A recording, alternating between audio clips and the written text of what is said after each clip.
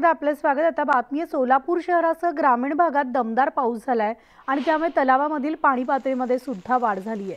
तर मोहोळ तालुक्यामधील सर्वाधिक पावसाची या ठिकाणी नोंद झालेली असून अक्कलकोट तालुक्यात कमी पावसाची नोंद झाली आहे।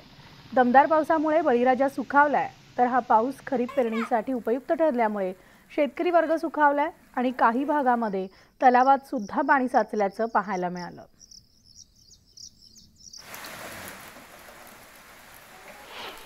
गेल्या वर्षी दुष्काळ असल्यामुळे कमी पाऊस पडल्यामुळे काय पिकाचे भरपूर प्रमाणात नुकसान झालं होतं।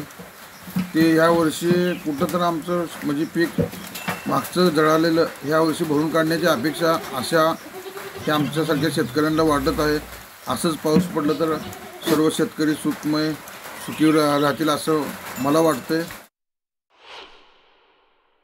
सोलापूर शहर आणि ग्रामीण भागात पावसाने गेल्या 7 दिवसापासून दमदार अशी हजेरी लावलेले आपल्याला पाहायला मिळत आहे। सोलापूर शहरातील सध्या आपण उभे आहोत ते छत्रपती संभाजी महाराज या तलावाजवळ। हा तलाव उन्हाळ्यात मात्र अक्षरशः पाणी कमी झाल्यामुळे कोरडाठक पडण्याची वेळ आली होती। मात्र गेल्या 7 दिवसापासून सातत्याने पडलेल्या पावसामुळे सध्या हा तलाव पूर्णपणे भरून वाहत असलेल्या या ठिकाणाहून दिसत आहे। त्यामुळे कुठेतरी सोलापुरात ग्रामीण भागात किंवा शहरी भागात 146 मिलीमीटरपेक्षा जास्त पावसाची नोंद करण्यात आलेली आहे। सोलापूर शहरच असेल किंवा ग्रामीण भागातील जे तलाव असतील ते अशा प्रकारे भरण्यास सुरुवात झालेली आहे। त्यामुळे कुठेतरी 7 दिवसात 146 मिलीमीटर पावसाची नोंद सोलापूर ग्रामीण भागात आणि सोलापूर शहरात झालेली आहे। अनेक जे तलाव आहेत ते आता ओसंडून वाहताना पाहायला मिळत आहे। त्यामुळे आता सोलापूरची वरदायिनी असणारी जी उजनी धरण आहे आता कुठेतरी थोडं का होईना आता भरण्यास सुरुवात झालेली आहे। सोलापूरकरांची आशा असेल की उजनी धरण भरण्यात यावे,